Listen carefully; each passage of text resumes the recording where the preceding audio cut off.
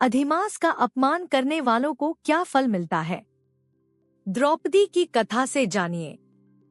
अधिमास पुरुषोत्तम मास से जुड़ी जो कथा प्रचलित है, उसमें बताया जाता है कि द्रौपदी ने अपने पूर्वजन्म में अधिमास का अनादर किया था। यह कथा मुख्यतः लोक परंपराओं और पुराणों की कथाओं में सुनाई जाती है। महाभारत के मूल ग्रंथ में यह कथा स्पष्ट रूप से नहीं मिलती, इसलिए इसे धार्मिक लोक कथा के रूप में समझना चाहिए। कहा जाता है कि पूर्वजन्म में द्रौपदी एक ब्राह्मण परिवार में जन्मी थी। उसके घर में अधिमास पुरुषोत्तम मास आने पर व्रत, दान, जप और भगवान विष्णु की पूजा की जाती थी। परिवार के सभी सदस्य श्रद्धापूर्वक इस मास का पालन करते थे, लेकिन वह इस मास को महत्व नहीं देती थी। वह कहती थी कि यह मलमास है, इसलिए इसमें किए जाने वाले धार्मिक कार्यों का कोई विशेष फल नहीं है। उसने अधिमास के व्रत, दान और पूजा का उपहास किया तथा दूसरों को भी ऐसा करने से रोका। समय बीतने पर उसकी मृत्यु हो गई। मृत्यु के बाद जब उसके कर्मों का लेखा जोखा हुआ, तब उसे बताया गया कि उसने भगवान विष्णु के प्रिय पुरुषोत्तम मास का अनादर किया था। इस कारण उसे अगले जन्म में अनेक कष्टों का सामना करना पड़ेगा। लोक कथा के अनुसार उसी कर्म के फलस्वरूप वह अगले जन्म में द्रौपदी बनी। उसे अत्यंत तेजस्वी, विदुषी और पुण्यात्मा होने पर भी अनेक दुख सहने पड़े। उसे एक नहीं बल्कि 5 पतियों की पत्नी बनना पड़ा। राजमहल में रहने के बाद भी वनवास का कष्ट भोगना पड़ा। कौरव सभा में अपमान सहना पड़ा।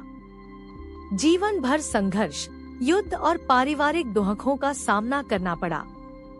अपने पुत्रों की मृत्यु का शोक सहना पड़ा। कथा में कहा जाता है कि ये कष्ट अधिमास की अवहेलना के कारण प्राप्त कर्मफल का एक भाग थे। बाद में द्रौपदी ने भगवान श्री कृष्ण की भक्ति और पुरुषोत्तम मास के महत्व को स्वीकार किया, जिससे उसे भगवान की विशेष कृपा प्राप्त हुई। ध्यान रहे कि द्रौपदी के 5 पतियों की कथा का एक अधिक प्रसिद्ध संस्करण यह भी बताता है कि पूर्वजन्म में उसने भगवान शिव से आदर्श पति के गुण 5 बार मांगे थे, जिसके फलस्वरूप उसे 5 पति प्राप्त हुए। इस प्रकार अधिमास अवहेलना वाली कथा मुख्यतः धार्मिक लोक कथा है, जबकि महाभारत और अन्य ग्रंथों में द्रौपदी के 5 पतियों के लिए अलग अलग कारण बताए गए हैं। इस कथा का उद्देश्य यह बताना है कि किसी भी पवित्र व्रत, पर्व या भगवान से संबंधित धार्मिक परंपरा का उपहास नहीं करना चाहिए। पुरुषोत्तम मास को भगवान विष्णु का प्रिय मास माना जाता है, इसलिए श्रद्धा, दान, जप और सेवा का विशेष महत्व बताया गया है। इस मास में भगवान श्री कृष्ण के नाम का स्मरण करने से अनेक जन्मों के पाप क्षीण होते हैं। पुरुषोत्तम मास में गीता, विष्णु सहस्रनाम और श्रीमद् भागवत का पाठ विशेष पुण्यदायक माना गया है। जो भक्त इस मास में श्री कृष्ण की पूजा, भजन और कीर्तन करते हैं, उन्हें भगवान की विशेष कृपा प्राप्त होती है।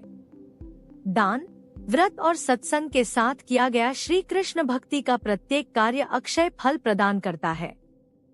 शास्त्रों के अनुसार पुरुषोत्तम मास में सच्चे मन से की गई आराधना मनोकामनाओं की पूर्ति और आध्यात्मिक उन्नति का मार्ग प्रशस्त करती है।